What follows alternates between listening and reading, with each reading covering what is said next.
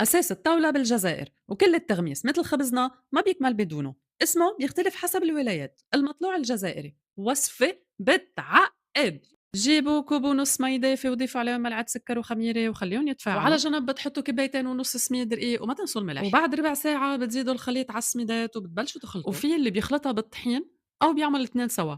انتم من أي جماعة؟ اكتبوا لي بالتعليقات. ريحوها شي نص ساعة وبعدين على العجانة، وهون ركزوا معي كتير منيح، كل واحد وسميداته. أنا هون من بعد العجن زدت حوالي ربع كوب مي. زيدوا ملعقة زبدة للطراوة مثل ما بتقلي دايما حماتي. عجنتها حوالي 20 دقيقة على سرعة 3. وهالعجينة بتحب الرياحة. ريحوها شي ربع ساعة. حماتي كانت كل يوم تعمل من هالأغروم، دايما في أغروم طازة. قرصوا العجينة بشوية زيت وحطوها على منشفة وريحوها شي 5 دقايق. فردوا العجينة بشكل دائري وريحوا لي إياها شي دقيقتين.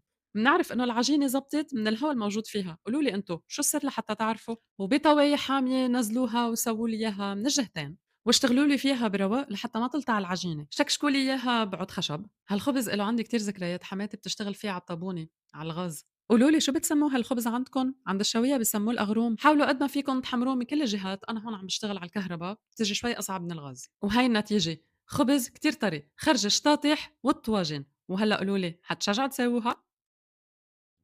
أساس الطاولة بالجزائر وكل التغميس مثل خبزنا ما بيكمل بدونه. اسمه بيختلف حسب الولايات. المطلوع الجزائري وصفة بتعقد. جيبوا كوب ونص مي دافي وضيفوا عليهم ملعقة سكر وخميرة وخليهم يتفاعلوا، وعلى جنب بتحطوا كوبايتين ونص سميد رقيق وما تنسوا الملح، وبعد ربع ساعة بتزيدوا الخليط على السميدات وبتبلشوا تخلطوا. وفي اللي بيخلطها بالطحين أو بيعمل الاثنين سوا. انتم من أي جماعة؟ اكتبوا لي بالتعليقات. ريحوها شي نص ساعة وبعدين على العجانة، وهون ركزوا معي كتير منيح، كل واحد وسميداته. أنا هون من بعد العجن زدت حوالي ربع كوب مي.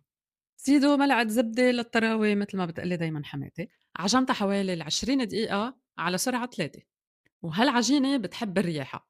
ريحوها شي ربع ساعة. حماتي كانت كل يوم تعمل من هالأغروم، دايما في أغروم طازة. قرصوا العجينة بشوية زيت وحطوها على منشفة وريحوها شي 5 دقايق. فردوا العجينة بشكل دائري وريحوا لي إياها شي دقيقتين. بنعرف إنه العجينة زبطت من الهواء الموجود فيها. قولوا لي أنتو شو السر لحتى تعرفوا؟ وبطواية حامية نزلوها وسووا لي إياها من الجهتين، واشتغلوا لي فيها برواق لحتى ما تلطع العجينة. شكشكوا لي إياها بعود خشب. هالخبز له عندي كتير ذكريات، حماتي بتشتغل فيه على الطابونة على الغاز. قولوا لي شو بتسموا هالخبز عندكم؟ عند الشوية بسموه الأغروم. حاولوا قد ما فيكم تحمروه من كل الجهات. أنا هون عم بشتغل على الكهرباء بتيجي شوي أصعب من الغاز. وهي النتيجة، خبز كتير طري خرج شطاطح والطواجن. وهلا قولوا لي حتشجعوا تساووها؟